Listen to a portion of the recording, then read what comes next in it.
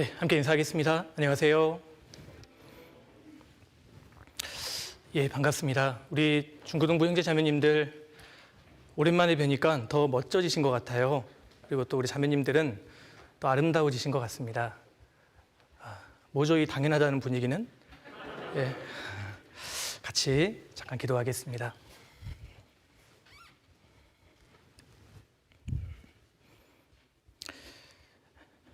거룩하시고 자비로우신 우리 아버지 하나님, 참으로 감사드립니다.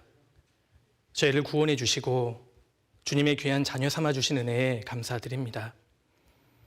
구원받은 이후에도 주님의 몸된 교회 가운데에서 주의 말씀을 공급받고 주님의 자녀로 어떻게 살아야 할지 늘 알게 해주심을 감사합니다. 특별히 저희를 젊을 때에 구원해 주시고 때마다 일마다 주님의 귀한 말씀으로 교훈해 주시니 그 은혜의 진심으로 감사드립니다. 너무나 중요한 시기를 보내고 계시는 우리 중고등부 형제 자매님들, 주님과 복음을 위해 모든 것을 준비하고 또 예비하는 시간이 될 수 있도록 인도해 주옵소서. 오늘 말씀, 주님의 말씀으로 귀하게 받고 한 구절의 말씀이라도 깨닫고 실천할 수 있도록 도와주옵소서. 오늘 모든 시종을 주께 의지합니다. 저희를 언제나 사랑하시는 예수님 이름으로 기도드렸습니다. 아멘. 예, 우리 성경 같이 찾겠습니다. 고린도전서 14장을 찾겠습니다. 신약성경 고린도전서 14장입니다.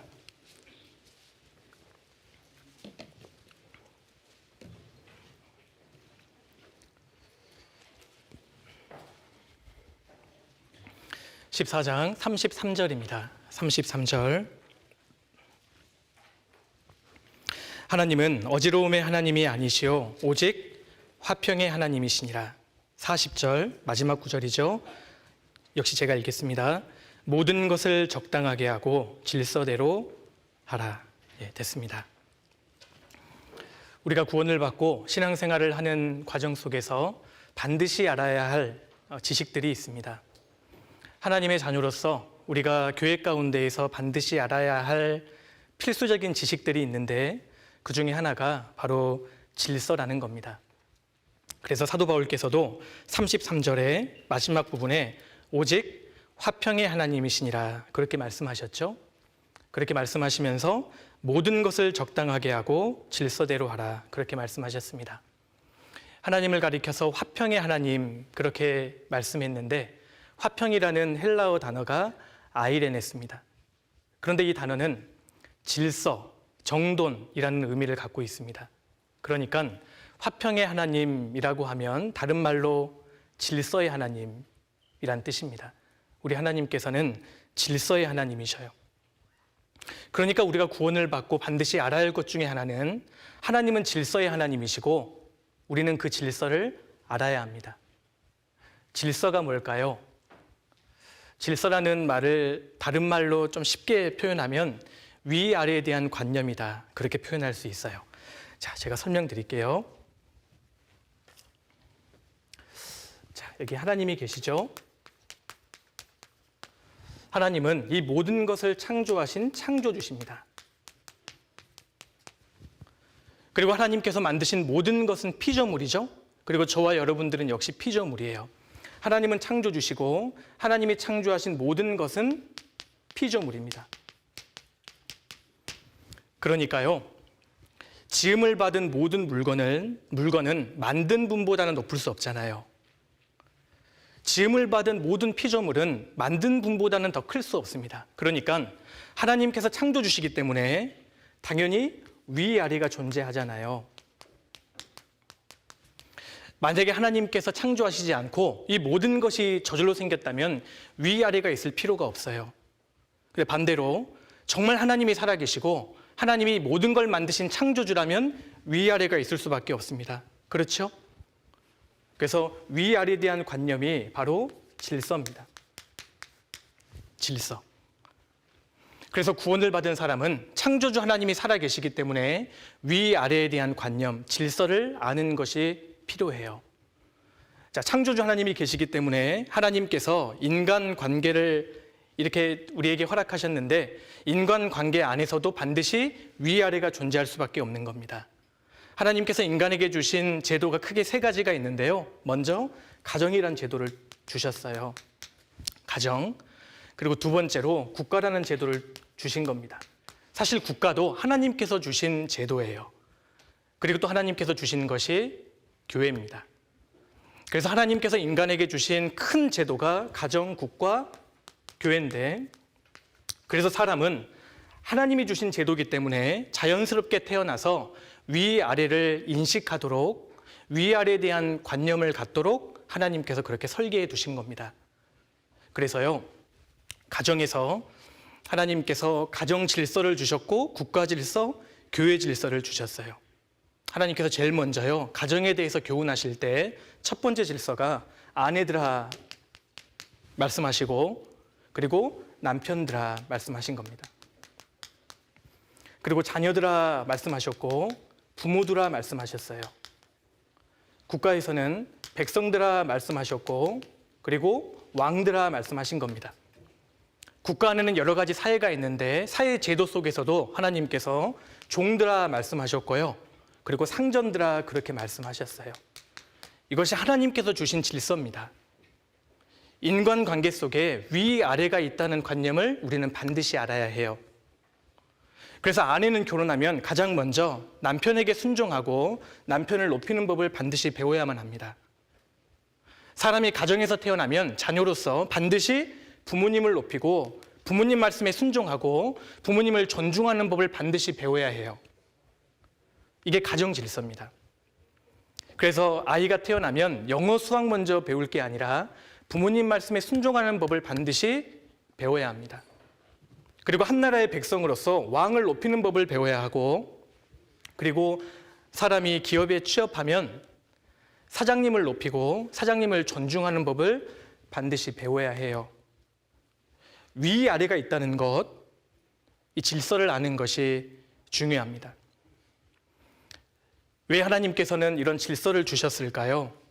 눈에 보이는 인간관계를 통해서 눈에 보이지 않는 창조주 하나님이 살아계시고 하나님을 높이고 하나님을 경외하고 하나님 말씀에 순종하는 법을 우리에게 깨닫게 해주시는 겁니다. 그런데 우리 시대는 이 위아래에 대한 질서가 무너지고 있는 시대예요. 질서가 완전히 사라지고 있는 시대가 우리 시대라고 할 수 있습니다. 왜 그런 줄 아셔요? 배후에 마귀가 있기 때문입니다. 마귀는요, 위아래 질서를 깨버려요. 왜 마귀가 위아래 질서를 깨는 줄 아셔요? 왜 천사가 마귀가 됐죠? 이사야 14장에 보면은요, 마귀는 천사였잖아요. 마귀는 피조물이었습니다. 그럼 마땅히 하나님보다 아래에 위치해야 되는데 이사야 14장에 보면 내가 지극히 높은 자와 비기리라. 지극히 높으신 하나님처럼 되려고 했잖아요. 교만했던 겁니다. 그래서 천사가 마귀가 됐던 거예요. 모든 것이 평등하다 아닙니다. 모든 것이 평등하다, 그거 틀린 말입니다. 평등 사상 배후에는 마귀가 있어요. 마귀는 질서를 깨버리는 자입니다. 그래서 마귀가 배후의 역사에서요, 자녀들, 특히 오늘날 자녀들 배후의 역사에서 부모 머리 위에 앉아서 부모님 말씀에 대항하고 부모님 말씀에 반항하도록 마귀가 부추깁니다. 백성들 배후의 마귀가 역사에서 왕을 험담하고 왕을 반항하도록 마귀가 부추겨요. 마귀에게 속는 겁니다. 우리가 구원받기 전에는 마귀에게 속았다 할지라도 구원받은 이후에는 마귀에게 속아서는 안 돼요.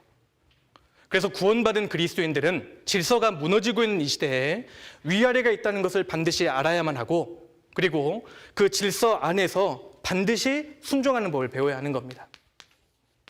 순종이 최고의 미덕이에요.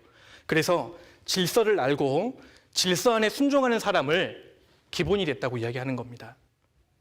이건 사실 기본이거든요. 그래서 오늘 말씀드리고 오늘 배우는 사실은 굉장히 중요한 사실입니다. 특히 마지막 때를 살고 있는 중고등부 형제자매님들이 반드시 알아야 할 것 중에 하나가 있다면 질서입니다. 위아래에 대한 관념이에요. 좀 구체적으로 살펴봅시다. 먼저 가정 질서를 좀 살펴보겠습니다. 골로새서 3장을 찾겠습니다. 골로새서 3장.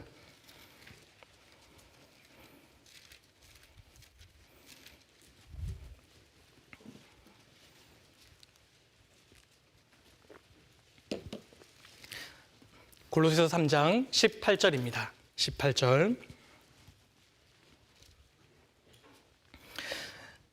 아내들아 남편에게 복종하라. 이는 주 안에서 마땅하니라. 남편들아 아내를 사랑하며 괴롭게 하지 말라.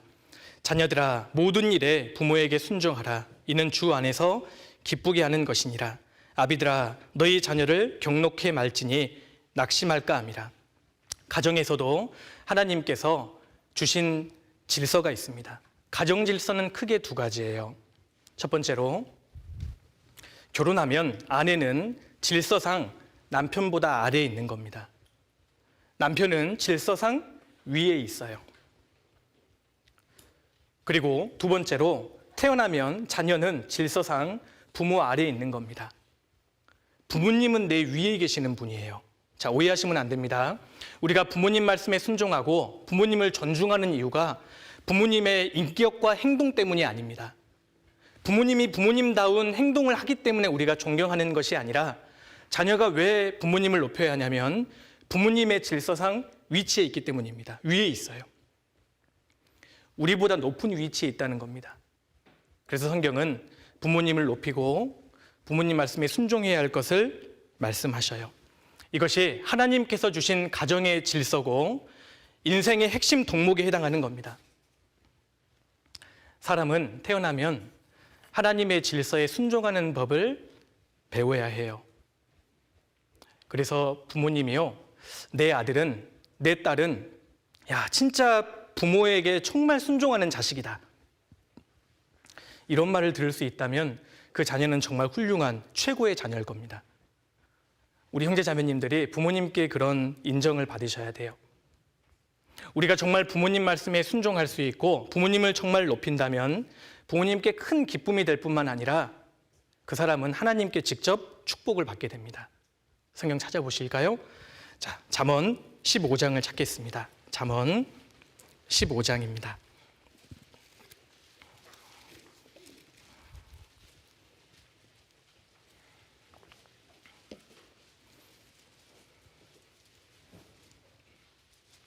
잠언 15장 20절.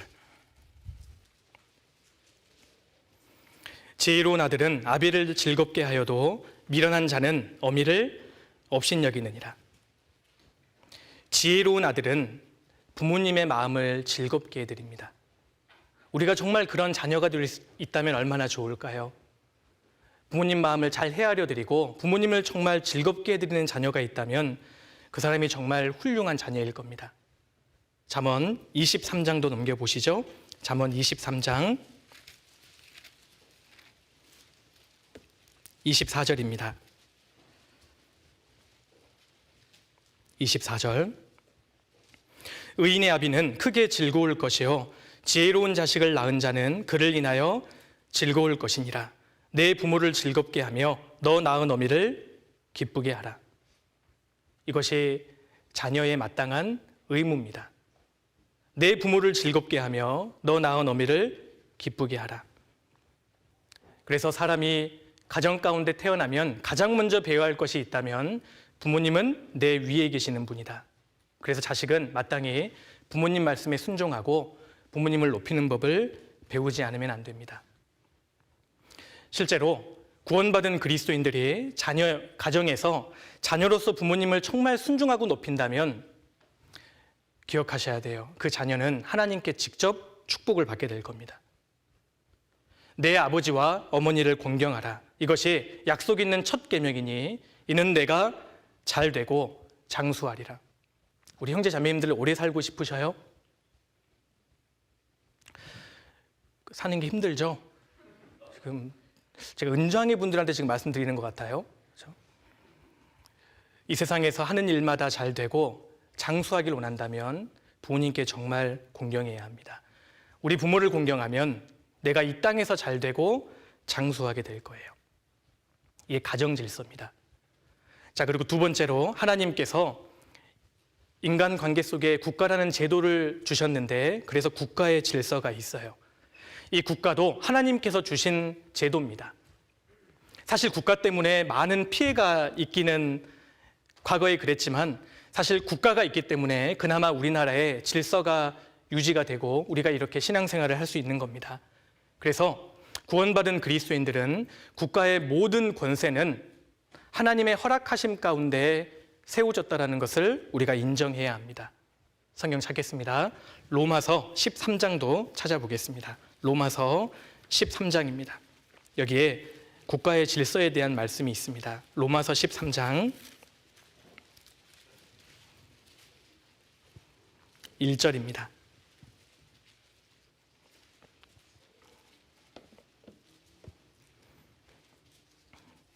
각 사람은 위에 있는 권세들에게 굴복하라. 권세는 하나님께로 나지 않음이 없나니 모든 권세는 다 하나님의 정하신 바라. 그러므로 권세를 거스리는 자는 하나님의 명을 거스림이니 거스리는 자들은 심판을 자취하리라. 주님께서 이렇게 말씀하셨죠. 각 사람은 위에 있는 권세들에게 굴복하라. 여기 권세들은 정치 권세를 뜻해요. 우리나라의 정부 그리고 우리를 지금 다스리고 있는 정치인들을 의미합니다. 주님 분명히 말씀하셨죠. 각 권세들에게 굴복하라. 왜냐하면 권세는 하나님께로 나지 않음이 없나니 모든 권세는 다 하나님의 정하신 바라. 모든 나라의 통치 권세는 하나님께서 주신 겁니다. 그래서 성경은 나라의 권세에 대해서 절대 대항하지 말라고 우리에게 말씀합니다. 나라의 권세에 대해서, 정치적인 권세에 대해서 대항한 사람은 하나님의 심판을 받게 될 거예요.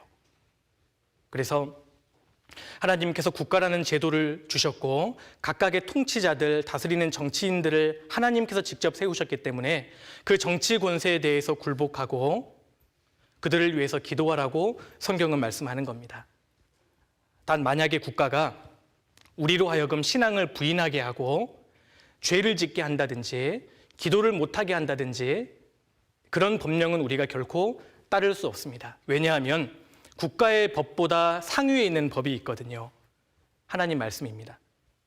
그래서 우리가 신앙적인 양심에 비추어서 하나님 말씀에 위배가 된다면 우리는 결코 그 법을 따를 수 없을 거예요. 그래서 다니엘의 세 친구도 느부갓네살 왕 앞에 그 우상 앞에 절하려고 할 때 죽을지언정 절하지 않았지 않습니까? 다니엘은 하루에 3번씩 무릎을 꿇고 하나님께 기도했는데 누구든지 다른 신이나 다른 사람에게 기도하면 사자굴에 집어넣는다는 시행령이 반포되었을 때 다니엘은 그럼에도 불구하고 하루에 3번씩 무릎을 꿇고 기도했습니다. 이처럼 우리는 국가의 권세에 대해서 대항하지 않고 국가의 권세에 대해서 굴복하지만 신앙적인 양심에 비추어서 하나님 말씀에 명백히 위배가 된다면 그걸 따를 수 없을 거예요. 그런데 그렇지 않은 이상 그리스도인들은 국가의 권세에 대해서 굴복해야 합니다. 그래서 그리스도인들이 국가의 법을 잘 지키고 통치자들, 정치인들에 대해서 함부로 이야기하는 것도 조심해야 할 거예요. 대통령이 마음에 안 든다고 해서 함부로 험담하는 것, 그거 그리스도인으로서 합당치 않습니다. 그리고 그리스도인들은 국가의 평안과 안정을 구하고 우리를 다스리는 정치인들을 위해서 기도해야 할 것을 교훈하셨습니다. 왜냐하면 그래야만 나라가 안정되어야만 우리가 고요한 속에서 신앙생활을 할 수 있고 전도할 수 있기 때문이에요. 디모데전서 2장을 찾겠습니다. 디모데전서 2장.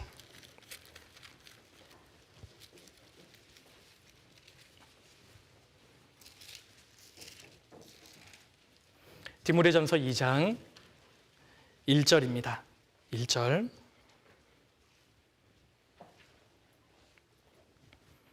그러므로 내가 첫째로 권하노니 모든 사람을 위하여 간구와 기도와 도구와 감사를 하되 임금들과 높은 지위에 있는 모든 사람을 위하여 하라. 이는 우리가 모든 경건과 단정한 중에 고요하고 평안한 생활을 하려 함이니라. 그래서 임금들과 높은 지위에 있는 모든 사람을 위하여 기도할 것을 말씀하셨습니다. 왜냐하면 그래야만 우리가 고요하고 안정된 생활을 할 수 있고 그 가운데에서 주님의 말씀을 전할 수 있기 때문에 그렇습니다. 이것이 하나님께서 우리에게 주신 국가 질서입니다. 우리 모두는 한 나라의 백성으로서 하나님께서 세우신 국가 권세에 대하여 순종하고 복종할 의무가 있어요. 그걸 말씀하셨고요. 자, 세 번째로 하나님께서 주신 또 하나의 제도가 교회라고 말씀드렸죠. 오늘은 교회 안의 질서에 대해서 좀 살펴보려고 합니다. 하나님께서는 질서의 하나님이시기 때문에 교회 안에도 질서를 주셨습니다. 교회의 질서는 크게 세 가지예요. 오늘 이 세 가지만 기억하시면 됩니다. 자, 첫 번째로요. 교회의 질서의 첫 번째는 교회 안에는 형제가 있고 자매가 있는데 질서상으로는 자매보다 형제가 위라고 말씀하셨습니다. 그래서 하나님께서는 질서상으로 자매보다 형제가 위에 있기 때문에 형제님들을 중심으로 교회의 일을 이끌어 가셔요. 그래서 자매 위에 형제가 있고 형제 위에 그리스도가 있고 그리스도 위에 하나님이 계십니다. 고린도전서 11장을 찾겠습니다. 고린도전서 11장.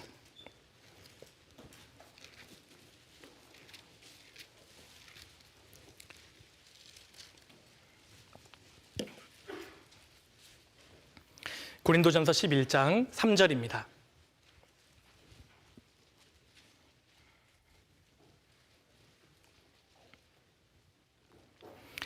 그러나 나는 너희가 알기를 원하노니 각 남자의 머리는 그리스도요 여자의 머리는 남자요 그리스도의 머리는 하나님이시니라.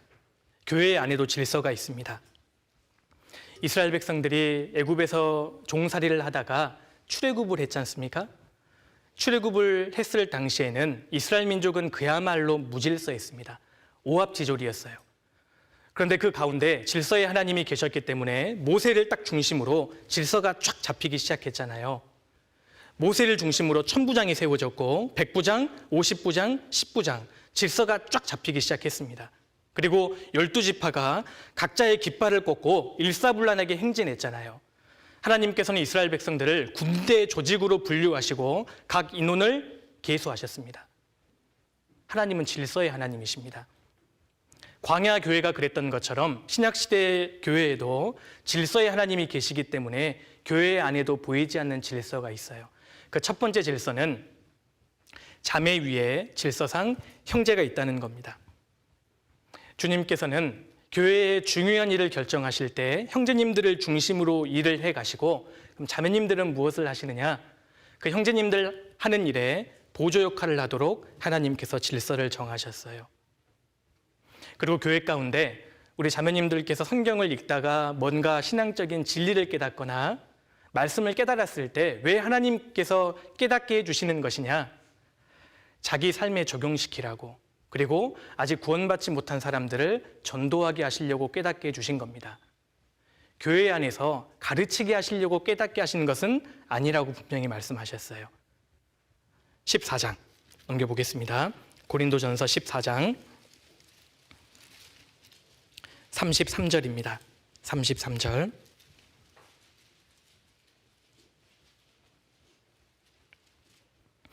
하나님은 어지러움의 하나님이 아니시오 오직 화평의 하나님이시니라. 모든 성도의 교회에서 함과 같이 여자는 교회에서 잠잠하라. 저의 말하는 것을 허락함이 없나니 율법에 이른 것 같이 오직 복종할 것이요. 만일 무엇을 배우려거든 집에서 자기 남편에게 물을지니 여자가 교회에서 말하는 것은 부끄러운 것임이니라.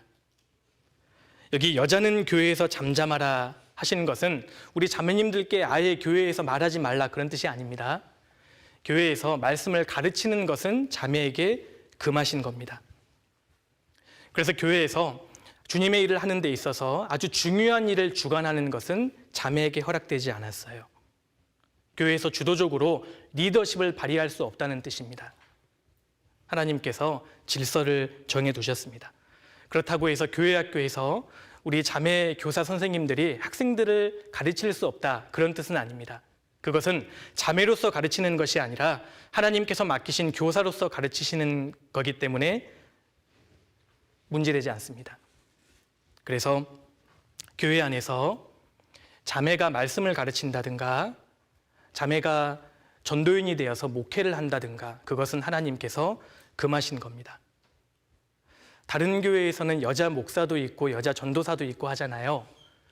그건 성경에 비추어서 자기를 스스로 속이는 것이라고 할 수 있습니다. 그건 합당치 않아요.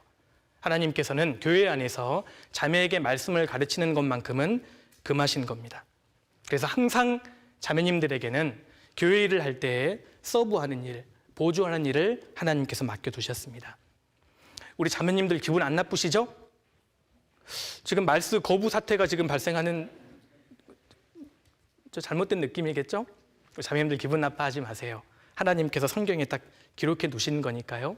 그렇다고 해서 하나님께서 그 자매님들보다 형제님들을 더 편애하신다는 뜻이 결코 아닙니다. 형제님과 자매님은 인격적으로 동등해요. 그런데 일을 해 나가는 데 있어서 하나님께서 질서를 두신 겁니다. 부활하신 예수님께서 가장 먼저 누구를 만나 주셨지요? 막달라 마리아 자매입니다. 그리고 성경을 보면 공생의 기간 동안에 예수님의 마음을 가장 기쁘시게 해드렸던 사람이 있는데 자매였어요. 마리아였습니다. 300데나리온 되는 향유옥합을 주님 앞에 가지고 와서 깨트려서 부어드렸던 사람, 유일하게 자매였습니다. 그리고 사도 바울은 브리스가와 아굴라 두 사람이 부부였거든요. 둘 중에 누가 신앙생활을 잘했을까요? 브리스길라입니다. 자매였어요. 그래서 사도 바울은 로마서 16장에 브리스길라와 아굴라 자매님을 앞세웠잖아요. 그런데 고린도전서 16장에는 교회에 주신 편지이기 때문에 공식적으로는 아굴라와 브리스가 형제를 앞세웠습니다. 그래서 이것은 인격적으로 차이가 있다 이런 뜻이 결코 아닙니다. 인격적으로 동등하고 하나님께서는 모든 사람을 동일하게 사랑하시지만 교회 안에서 일을 해 나가실 때에는 분명히 질서를 주셨습니다. 그래서 성경에는 분명히 질서가 있다는 것을 우리가 알아야 합니다. 그리고 두 번째로요, 교회 안에 또 하나의 질서는 하나님께서는 교회 일을 해 나가실 때 형제님들을 중심으로 주님의 일을 이끌어 가시되 말씀을 맡은 사역자들을 세우십니다. 그래서 사역자들을 중심으로 하나님께서는 교회를 이끌어 가시는 것을 알 수 있어요. 요한계시록에 7 금촛대 사이를 두루 다니시는 주님의 모습이 나오는데 그 주님의 모습 혹시 기억하십니까? 오른손에 7 별을 붙잡고 계셔요. 7 별은 그 당시 교회의 전도인들을 뜻합니다. 말씀을 맡은 사역자들. 그래서 하나님께서는 교회의 일을, 중요한 일을 결정하시고 인도에 가시는 데 있어서 말씀을 맡은 사역자들을 세우시고 그들을 중심으로 교회를 이끌어 가시는 것을 알 수 있습니다. 성경 찾아보시죠. 에베소서 4장을 찾겠습니다. 에베소서 4장.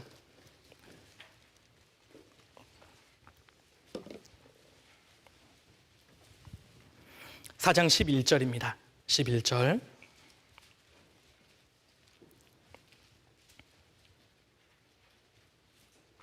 그가 혹은 사도로 혹은 선지자로 혹은 복음 전하는 자로 혹은 목사와 교사로 주셨으니 이는 성도를 온전케 하며 봉사일을 하게 하며 그리스도의 몸을 세우려 하심이라. 초대교회 당시에는 그가 혹은 사도로 혹은 선지자로, 초대교회 당시에는 사도와 선지자가 있었습니다. 그런데 지금 우리 시대에는 없습니다. 다만 복음 전하는 자로 혹은 목사와 교사로 주셨으니, 지금은 목사와 복음 전하는 자와 교사는 있어요. 여기에 주셨으니 그랬죠. 복음 전하는 자나 목회자, 전도인들, 지금은 교회 안에서 전도인이 그 일을 같이 하고 있습니다. 그 일은 사람이 스스로 되고 싶어서 되는 것이 아니라 여기에 주셨으니 하나님이 직접 세우신 겁니다. 그래서 하나님께서 함께 하시는 교회 가운데에는 말씀을 맡은 사역자들이 있고 그들에게 하나님의 말씀을 주시고 교회를 인도해 가신다는 것을 우리가 알아야 합니다. 왜 교회 안에 전도인들을 세우실까요? 그 목적이 12절에 나오죠. 이는 성도를 온전케 하며 봉사일을 하게 하며 그리스도의 몸을 세우려 하심이라. 그 이유는 성도를 온전케 하고 봉사일을 하게 하고 그리스도의 몸, 교회를 세우시려고. 그래서 하나님께서는 말씀을 맡은 사역자들을 중심으로 일을 해 나가신다는 것을 우리가 알아야 합니다. 자, 교회 안에는 분명히 가르치는 자와 가르침을 받는 자가 있습니다. 갈라디아서 6장을 찾겠습니다. 갈라디아서 6장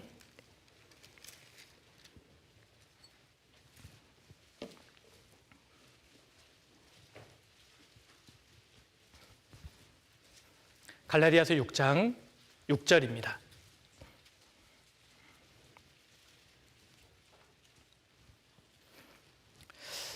가르침을 받는 자는 말씀을 가르치는 자와 모든 좋은 것을 함께하라. 이 가르침을 받는 자가 있죠. 그리고 말씀을 가르치는 자가 있는 겁니다.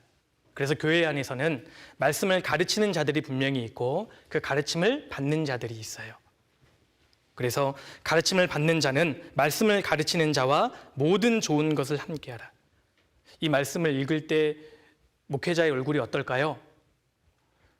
굉장히 민망하고 부끄럽거든요. 그런데 오늘은 교회 질서에 대해서 배우는 시간이기 때문에 함께 찾은 겁니다. 그래서 교회 안에는 말씀을 가르치는 자가 있고 가르침을 받는 자들이 있다는 것을 우리가 분명히 알아야 합니다. 왜냐하면 하나님은 말씀으로 자신을 나타내시기 때문에 그렇습니다. 하나님은 말씀으로 자신을 나타내시고 그래서 교회는 말씀의 집이라고 할 수 있어요. 그래서 교회에서 말씀을 가르치는 자들이 맡은 역할이 가장 중요하다고 할 수 있습니다. 말씀을 가르치는 전도인이 가장 중요하다. 그 사람 개인을 높이는 것이 아닙니다. 그 사람에게 맡겨진 말씀을 가르친다는 역할 때문이에요. 왜냐하면 사람의 영원한 운명은 말씀을 어떻게 가르침을 받느냐에 달려있기 때문에 그렇습니다.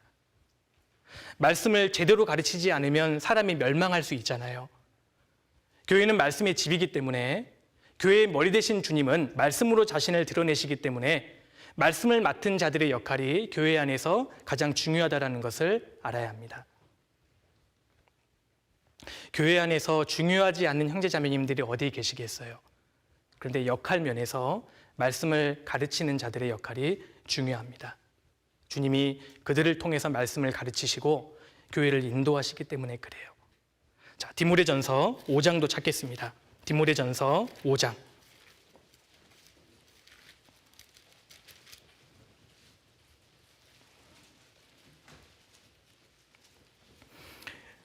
자, 이런 말씀은 오늘 교회의 질서에 대해서 배우는 시간이니까 찾은 겁니다. 그죠? 다른 때는 안 찾을 겁니다. 자, 5장 17절. 잘 다스리는 장로들을 배나 존경할 자로 알되 말씀과 가르침에 수고하는 이들을 더할 것이니라. 자, 잘 다스리는 장로들을 배나 존경할 자로 알되. 그래서 교회에서 앞장서서 주님의 일을 하는 사람들을 존경할 자로 알아라. 이렇게 말씀하시면서 말씀과 가르침에 수고하는 이들을 더할 것이니라. 교회는 말씀의 집이기 때문에 그렇습니다. 그래야만 교회에서 전해지는 말씀을 하나님의 말씀으로 받을 수 있잖아요. 우리 형제자매님들 지금 말씀을 들으시면서 지금 전해지는 말씀을 인간의 말로 들으면 신앙에 아무런 유익이 없습니다. 그래서 우리가 교회 안에서 말씀을 들을 때 인간의 말이지만 그 말이 성경 말씀과 일치하다면 하나님 말씀으로 받으셔야 돼요. 그래야만 우리의 신앙에 큰 유익이 되는 겁니다.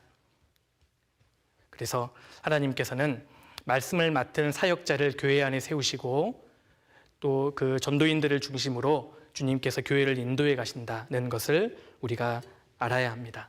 그래서 우리 형제 자매님들은 말씀을 맡은 자들을 존중하고 뒤에서 잘 밀어줄 필요가 있어요. 마음을 같이 해주고 기도해주고 협력해 주어야 합니다. 그것이 주님의 뜻이에요. 그래야만 교회가 잘 이루어질 수 있는 겁니다. 자, 그리고 세 번째로 또 하나의 교회의 질서는 세 번째로 하나님께서 교회 안에 직분을 주십니다. 그래서 하나님께서 세우신 직분자들이 있는데 그러니까 임원들이 있어요. 하나님께서는 임원들, 직분자들을 세우십니다. 그래서 교회 안에서 형제자매님들은 하나님께서 세우신 그 직분자들, 임원들을 잘 협력하고 알아주고 도와줄 필요가 있는 겁니다. 우리 교회 학교에서는 교회 학교 선생님들이라고 할 수 있어요. 하나님께서 내게 이 선생님을 가까이에서 세우신 겁니다. 그래서 주님께서 직접 세우신 선생님들이기 때문에 우리 학생 형제자매님들은 선생님들을 정말 귀하게 여기고 존경해 주어야 합니다. 우리 교회학교 선생님들은 학생 형제자매님들의 신앙 때문에 많이 염려하고 기도하고 도와주시거든요. 그것을 우리 학생 형제자매님들은 당연하게 여기지 않고 알아주셔야 돼요. 그리고 학교 선생님들보다도 오히려 교회학교 선생님들, 내 영혼의 신앙을 정말 보살펴 주시는 선생님들에 대해서 정말 존경해야 합니다. 고린도전서 16장 찾아보실까요? 고린도전서 16장.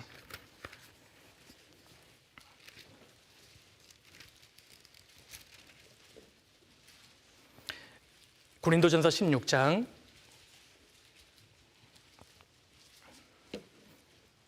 16절입니다.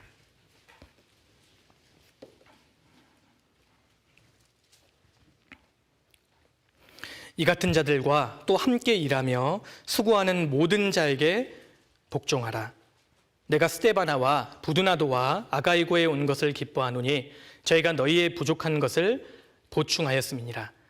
저희가 나와 너희 마음을 시원케 하였으니 그러므로 너희는 이런 자들을 알아주라. 그렇게 말씀하셨죠? 18절에 저희가 나와 너희 마음을 시원케 하였으니, 그래서 말씀을 맡은 전도하는 자들과 함께 마음을 같이 하고 형제 자매님들을 잘 섬기는 교회에 하나님께서 세우신 일꾼들, 그 직분자들을 알아주고 복종하라 말씀하셨습니다. 16절 마지막 부분에는 복종하라, 18절 마지막 부분에는 알아주라 그랬죠.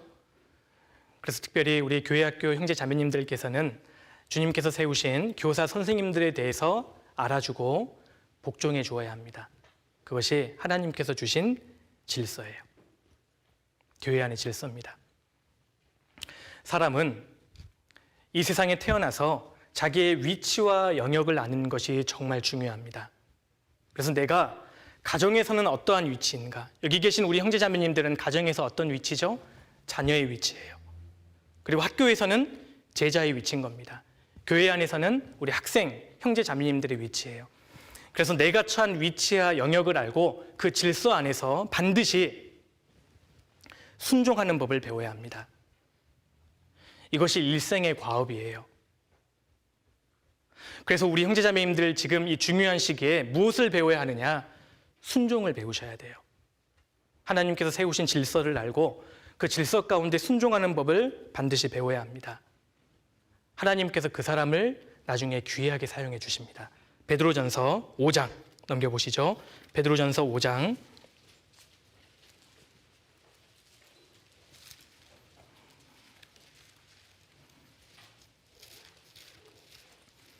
베드로전서 5장 5절입니다.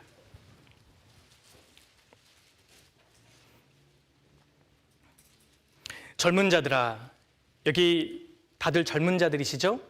젊은 자들아, 이와 같이 장로들에게 순복하고 다 서로 겸손으로 허리를 도미라. 하나님이 교만한 자를 대적하시되 겸손한 자들에게는 은혜를 주시느니라. 6절, 그러므로 하나님의 능하신 손 아래서 겸손하라. 때가 되면 너희를 높이시리라. 젊은 자들아, 이와 같이 장로들에게 순종하고 복종하라. 우리가 교회 가운데 세우신 일꾼들에 대해서 복종해야 되는 이유는 주님께서 직접 세우셨기 때문입니다. 그래서 교회 안에서 어릴 때부터 순종을 배우는 사람, 교회 안에서 복종하는 법을 배우는 사람은 주님께서 그 인생을 작품으로 만들어 가셔요. 그래서 지금 이 시기에 하나님께서 내게 주신 질서를 알고 그 질서 안에서 묵묵히 순종하는 것이 필요합니다. 그런 겸손한 사람에게 하나님의 은혜가 임하고 때가 되면 너희를 높이시리라. 하나님께서 그 사람을 정말 귀하게 사용하시는 겁니다. 자기 위치를 알고 그 위치 안에서 순종하는 것이 첫 번째를 배우는 거라고 할 수 있습니다. 우리 형제 자매님들, 신앙생활은 복잡하지 않아요. 사실 신앙생활은 굉장히 단순하게 되어 있습니다. 하나님께서는 많이 배웠든 적게 배웠든 신앙생활에서 성공할 수 있는 방법을 주셨어요. 순종입니다. 순종하는 사람을 하나님께서 지금도 찾고 계십니다. 신앙생활에서 가장 근본을 꼽으라고 한다면 우리는 순종을 들 수 있어요. 그래서 이 젊은 시절에 하나님 말씀에 순종하고 하나님이 내게 주신 위치와 영역에서 그 질서를 순종하는 법을 배워야 합니다.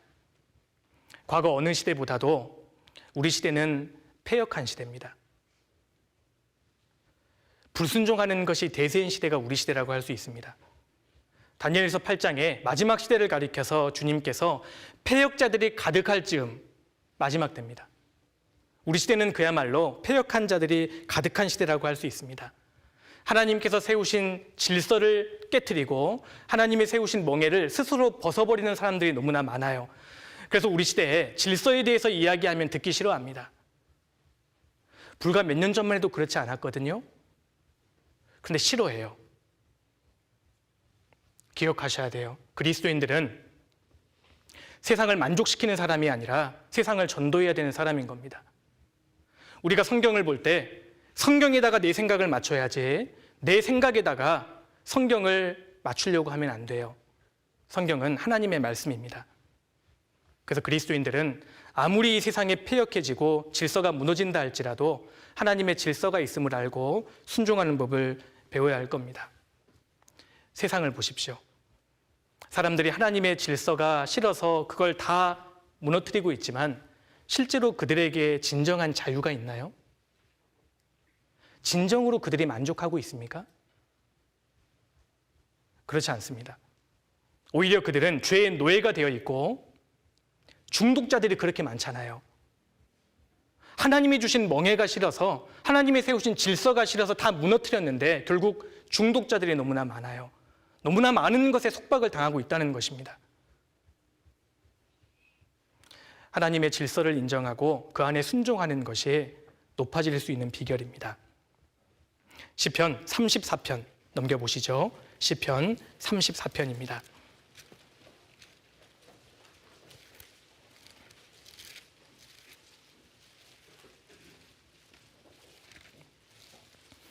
시편 34편 9절입니다.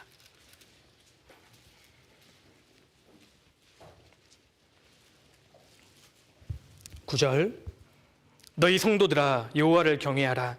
저를 경외하는 자에게는 부족함이 없도다. 10절은 같이 읽겠습니다. 젊은 사자는 궁핍하여 줄일지라도 여호와를 찾는 자는 모든 좋은 것에 부족함이 없으리로다. 너희 성도들아 여호와를 경외하라. 저를 경외하는 자에게는 부족함이 없도다. 그리고 젊은 사자는 궁핍하여 줄일지라도 여호와를 찾는 자, 하나님을 참으로 사랑하는 사람, 이 어린 시절부터 하나님을 경외할 줄 아는 사람, 하나님이 내게 맡기신 위치에서 그 질서에 순종하고 하나님 뜻을 행할 수 있는 사람, 그 사람에게는 전혀 부족함이 없을 겁니다. 마지막 시대에 하나님께서 어떤 사람을 찾으실까요? 이 가운데 하나님이 지금도 찾고 계십니다. 누구를 찾으시는 줄 아셔요? 스타를 찾는 게 아닙니다. 순종하는 사람을 찾고 계셔요. 하나님께서 저희에게 진짜 보기를 원하는 것이 있다면 순종입니다. 구약시대에 하나님께 정말 귀하게 쓰임받았던 사람을 대표적으로 꼽으라고 한다면 요셉을 꼽을 수 있을 겁니다. 왜 하나님이 요셉을 그렇게 귀하게 사용하셨죠? 그는 지극히 평범했지만 순종할 줄 아는 사람이었습니다. 순종하면 둘째 가면 서러울 사람, 요셉이에요. 야곱의 12아들 중에 누가 가장 순종을 잘했습니까? 요셉이었어요. 요셉이 얼마나 순종을 잘했는 줄 아셔요? 그 당시에 요셉이 헤브론에서 살고 있었거든요. 근데 하루는 요셉의 형들 10명의 형들이 세겜으로 가서 양을 치러 갔습니다. 아버지가 요셉에게요, 형들 양 잘 치고 있는지 보고 오라고 그러셨어요. 요셉이 헤브론에서 세겜까지 가는데 세겜까지 얼마나 떨어져 있냐면 약 80km가 떨어져 있습니다. 그 당시에 차가 있었겠어요? 지하철이 있었겠어요? 요셉이 순종해요. 세상에 아버지 심부름을 80km 걸어가요. 세겜에 갔더니 형들이 없습니다. 주변 사람들에게 물어보니까 형들이 도단까지 갔다네요. 도단까지 또 걸어가요. 세겜에서 도단까지 24km 떨어져 있습니다. 결과적으로 요셉은 아버지 말씀에 순종하는데 심부름하는데 104km를 걸어가요. 우리 형제 자매님들 아버지 심부름하는데 104km 걸어갈 수 있을까요? 순종하면 요셉이었습니다. 그런데 그날 이집트의 노예로 팔려가잖아요. 요셉이 원망했습니까? 아닙니다. 보디발의 집에 노예로서 최선을 다해요. 순종했습니다. 그러니까 인정을 받았지 않습니까? 그런데 보디발의 아내로부터 성폭행 미수법이라는 누명을 쓰고 감옥에 들어갑니다. 그때 요셉이요, 머리에 띠를 두르고 부당함을 호소했습니까? 바로에게 막 데모를 했나요? 요셉은 그러지 않았어요. 하나님이 주신 위치가 감옥이었고 죄수의 신분이었기 때문에 그 위치에서 묵묵하게 순종했던 겁니다. 때가 되니까 하나님이 그를 높여주셨어요. 요셉은 가정에서 자녀로서 순종했습니다. 그리고 노예로서 순종했고 감옥의 죄수로서 처해진 위치에서 최선을 다해 순종했어요. 하나님께서 우리가 나의 위치를 알고 묵묵히 순종한다면 하나님께서는 그 사람을 귀하게 사용하실 겁니다. 성경 창세기부터 요한계시록까지 하나님께서 귀하게 쓰셨던 사람의 공통적인 특징이 순종이에요. 내가 너의 갈 길을 가르쳐 보이고 주목하여 훈계하리로다. 그거 아십니까? 하나님께서는 순종하는지 안 하는지 지금도 보고 계셔요. 그리고 철저히 순종하는 사람을 주님이 주목해 보십니다. 그런데 하나님 말씀에 순종하는 사람, 순종에 철저한 사람을 하나님도 유심히 보시고 사실 마귀도 유심히 봐요. 마귀가 요셉을 유심히 보지 않았을까요? 마귀가 욥을 유예하여 봤습니다. 우리 시대에도 하나님 말씀에 순종하는 형제 자매님들을 마귀도 유예해 봅니다. 마귀가 종교개혁자 마틴 루터를 유심히 보지 않았을까요? 아마 이를 갈았을 겁니다. 저 루터, 저놈만 없으면 내가 세상을 소나기에 집어넣을 텐데. 하나님도 순종하는 사람을 지켜보시고 마귀도 유심히 보고 있습니다. 그런데 마귀보다 우리 하나님이 훨씬 강하십니다. 그래서 결국 그 순종하는 인생은 하나님께서 작품으로 만들어 가셔요. 주님 안에서 순종하는 사람, 주님이 맡기신 위치에서 순종할 줄 아는 사람을 마귀가 겁냅니다. 미국의 유명한 복음 전도자 D.L. 무디의 묘비에는 이 구절이 적혀 있습니다. 하나님의 뜻을 행한 사람은 영원히 거하느니라. 요한일서 2장 말씀입니다. 하나님의 뜻을 행하는 사람, 그 사람이 영원히 거하게 될 겁니다. 순종하는 사람, 그 사람이 진짜 훌륭한 사람인 겁니다. 우리 형제자매님들 위대한 사람이 되고 싶으십니까? 순종하는 사람이 위대한 사람이라고 할 수 있습니다. 그래서 모든 생활의 기초가 순종이라는 것을 알아야 합니다. 우리가 이 시기에 순종을 배우지 않는다면 모든 것에서 무너져 버릴 거예요. 그래서 우리는 하나님께서 세우신 질서가 있다는 것을 알고 자기 있는 위치를 알고 순종을 배워야 할 거라고 생각합니다. 자, 정리하겠습니다. 하나님은 창조주십니다. 창조주가 계시기 때문에 위아래가 존재하죠. 위아래가 있다는 관념이 질서라고 말씀드렸습니다. 그리고 하나님께서는 창조주시기 때문에 위아래의 관념을 인간관계에도 깨달을 수 있도록 설계해 두셨습니다. 그래서 하나님이 주신 제도는 크게 가정, 국가, 교회가 있는데 가정 질서는 크게 두 가지입니다. 아내는 질서상 남편 아래에 있고 자녀는 질서상 부모 아래에 있다는 것을 우리가 알아야 합니다. 그리고 아래에 위치한 사람의 마땅한 태도는 순종이죠. 하나님께서 주신 국가의 제도는 백성들은 왕을 높이고 왕을 순종하는 법을 배워야 합니다. 그리고 교회 안에 두신 질서는 형제와 자매가 있는데 질서상 자매보다 형제가 위에 위치합니다. 그래서 하나님께서는 교회 일을 형제 중심으로 이끌어 가시고 뿐만 아니라 말씀을 맡은 사역자들을 세우시고 교회를 인도해 가십니다. 그리고 교회 안에는 직분을 맡은 직분자들이 있고 구원받은 형제 자매님들은 뒤에서 잘 도와주고 협력해야 할 것을 말씀하신 겁니다. 그래서 하나님이 우리에게 주신 질서가 있다는 것을 알고 그 안에서 묵묵히 순종하고 결과적으로 우리 모두가 하나님께 귀하게 쓰임을 받아야겠습니다. 같이 기도하시겠습니다. 고마우신 아버지 하나님, 감사드립니다. 저희를 구원해 주시고 이 중요한 시기에 주의 몸된 교회 가운데 저희를 두시고 어떻게 행해야 할 것인지 늘 알려주심을 감사드립니다. 감당할 수 없는 버거운 은혜를 저희가 받고 있습니다. 주님의 은혜에 보답하는 삶을 살 수 있도록 도와주시고 우리 중고등부 형제 자매님들 모두가 주님께 귀하게 쓰임을 받으실 수 있도록 도와주옵소서. 이어지는 교제의 시간도 오직 주께 의지합니다. 저희를 언제나 사랑하시는 예수님 이름으로 기도드렸습니다. 아멘. 수고하셨습니다.